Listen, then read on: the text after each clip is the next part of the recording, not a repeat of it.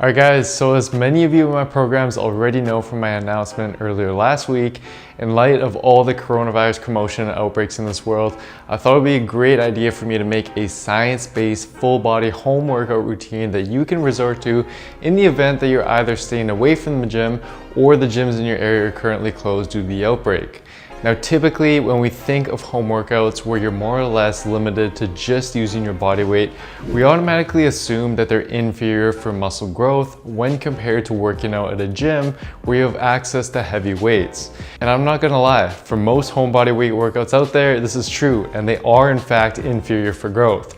But this is simply because they aren't designed properly, because research has time and time again shown that in both untrained and trained individuals, you can make comparable gains in muscle mass by using either lighter loads with your body weight, for example, or heavier weights in the gym. But the catch is that there's a couple key points that people overlook when it comes to home workouts, which are key to ensuring that you're still able to maximize your growth despite being limited to just your body weight. These key points are essential that you incorporate into the routine I'll be showing you today and are as follows. First off, and arguably most important, is that you need to push to near failure for every single set that you perform in this workout. This is because research has shown that when using lighter loads, if you stop well short of failure during your sets, then you'll fail to fully activate all the motor units within your muscles, and as a result, you won't experience the same amount of growth that you would when using heavy weights. Therefore, during each set of this workout, you want to push until you genuinely just have a couple reps left in the tank before you would not be able to perform another rep with good form due to muscle fatigue. Now, this will be very uncomfortable to do given that we'll be working with a higher rep range, but it's essential that you push through if you truly want to maximize your growth with this routine.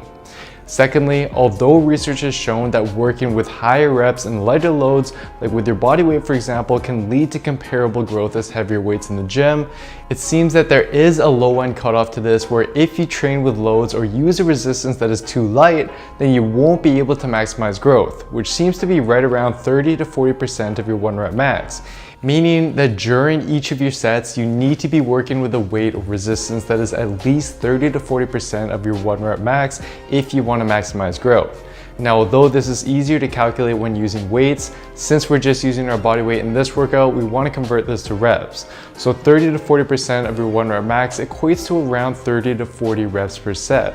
And what this means is that if you're doing one of the exercises in the workout I'll show you today, and you're able to perform more than 30 or 40 reps on it during each set when pushing to near failure, then it's an indication that you aren't using a resistance or variation that's difficult enough, and you want to instead use one of the progressions that I'll show you to make the movement more demanding.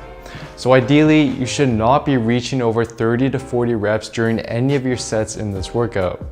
Now that we have that covered, we're ready to dive into the full body home workout designed to train all of your upper body and lower body musculature in a proportionate manner. I'll first go through the various exercises and how to perform them, and then I'll cover your options in terms of how to best execute the workout.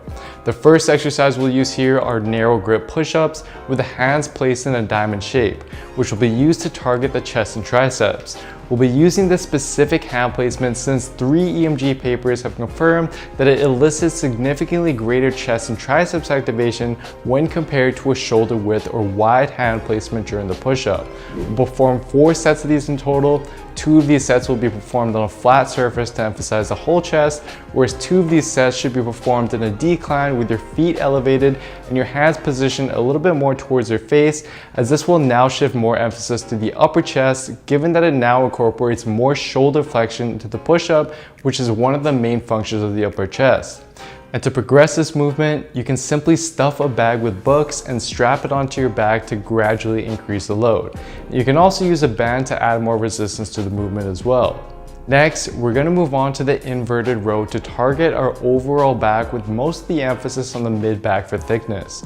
Now ideally, for the most resistance, you should either use a broom or mop and place that between 2 chairs, or you can perform these under a sturdy table like so. And to make this movement easier, you can start out with bent knees to use your legs for support. Another option though is the following setup instead, which we'll continue to use later on in this workout. Simply take 2 bed sheets or towels, tie a basic knot at the end of each of them, and then throw it over your door and close your door. This will enable you to now perform your row like so. For whichever variations you do choose though, you can progress them by either getting your body more horizontal to the ground by elevating your feet, for example, and or add more load with the use of a backpack stuffed with books. Next, we'll be moving on to something called pike push-ups to mainly target the shoulders and triceps. For these, you can start them out on the ground by assuming a push-up position and then moving your hands closer to your feet while keeping your legs straight such that your body now makes an upside down V shape. Then bend your elbows and lower your upper body until the top of your nose nearly touches the floor. Your head should move forward past your hands as you reach the bottom position and then return to between your hands at the top position. And just like with the overhead press, your elbows should not flare out sideways. Keep them tucked and forearms vertical over your wrists as you descend. Then, to progress this, you can first simply elevate your feet up to the edge of a platform.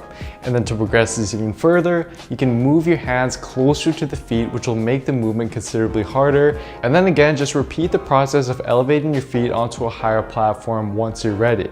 I'd recommend marking down with tape how far your hands are from the platform so you're able to accurately gauge your progress over time. Next, it's time to target the back, primarily the lats, with a vertical pulling angle rather than horizontal like we did earlier. This one is bound to get you weird looks around the house, but is worth it for the return and back gains it's going to provide. Simply lay on a smooth surface and use something for grip on your hands like shoes, for example. Then you simply perform a lat pull down motion by pulling your elbows down to slide your body up. You should feel your lats working as you do so. And to progress it, you can simply add weight with a backpack and or provide additional resistance by pressing your feet into the ground as you perform your reps. Now it's time for some arms isolation. Go back to your bedsheet setup and lean back with your arms straight like so. Then, keeping your body straight and elbows locked in position, curl your hands towards your face by using your biceps. Then, to target the long head of the triceps, which has yet to be emphasized in this workout, you can simply switch over and perform tricep extensions like so. Again, keeping the elbow locked in place and your body in a straight line. Alternatively, these can also be done on an elevated platform like so. And for these arm exercises, you can progress them a few ways by orienting your body to be more horizontal to the ground, transitioning to just one arm at a time, and or just adding weight by using the backpack. Next, it's time to move on to the lower body, and for most of us, bodyweight squats just aren't going to cut it, which is why today we'll use the bedsheet setup once again to perform assisted pistol squats to target the quads and glutes. Lean back with your arms straight and then lift one leg off the ground. Then you simply squat down like so. Finish your reps on one leg before proceeding to the other leg. And at first, you can use your arms to pull yourself up for assistance if you need to, but over time, you can progress it by either relying less and less on the assistance of your arms during the movement, or transition to doing the same movement, but stopping the range of motion short by sitting on an elevated platform and gradually reducing the height of this to continue making it harder. Next, we'll move on to one you're probably familiar with, the Bulgarian split squat with your rear leg elevated up on a platform, which will again further target the quads and glutes. To progress them, you can simply hold a weighted backpack at your chest like so. Once that gets too easy though, a more difficult progression is the assisted shrimp squat, where you can use the side of a counter for assistance, hold one leg behind you with the same arm, and then squat down until your knee just about touches the floor, and then come back up with the assistance from the counter as needed. And over time, you can progress these by moving off of the counter. Next, we'll use the sliding leg curl to effectively work the hamstrings through both hip and knee extension.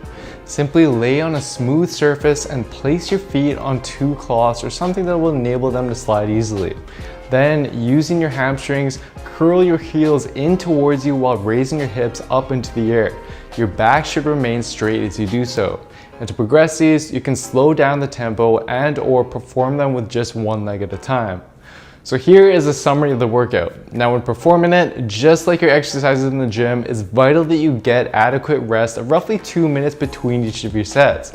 And to do so in this workout while saving you time, you can perform the following upper body exercises in a superset fashion as shown below, where you perform, for example, a set of the push-ups, rest for 30 to 45 seconds, then go right into a set of the inverted row, rest for 30 to 45 seconds again, and then go back to the push-ups and repeat.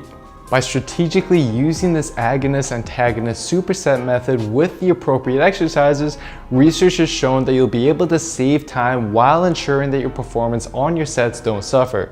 And as for the rep ranges, again, you need to push to near failure each set, which is why I haven't given a specific number of reps, as this is going to vary for everyone. So instead, just jot down how many reps you perform for each set, try to beat those numbers in your next workout, and use the progressions as needed once you're reaching over 30 reps per set. And then as for frequency, I'd recommend performing this workout 3 to 4 times a week, as this will ensure that each of your muscles are worked at the optimal number of sets required to maximize growth. And lastly, I've compiled this home workout into an easy to download, free, mobile-friendly PDF for you to use and reference while you're performing it. It'll show you the workout, tutorials, proper progressions, and more. To get a copy of it, just head on over to builtwithscience.com/home workout PDF, and I'll send it right over to you. And I'll leave a link to that in the description box down below as well. Guys, I hope you enjoyed this one, and I also hope that you're able to see that it's the little details like the ones I went through in this video that really are key to maximizing growth and to actually see progress with whatever workout routine that you choose to do. And for a step-by-step program that takes care of all of the guesswork for you and shows you exactly how and what to work out and eat week after week so that you can fuel your body and build muscle most effectively with science, then simply head on over to builtwithscience.com to take the analysis quiz to discover which science-based program will be best for you and where your body is currently at. Anyways, hopefully this video is useful to you, and do let me know how you like the workout. And please don't forget to show your support by giving the video a like, commenting below as to what you'd like to see me cover next, and subscribing to the channel and turning on notifications to the channel as well, as this all really does help me out. Stay safe everyone, and I'll see you next time.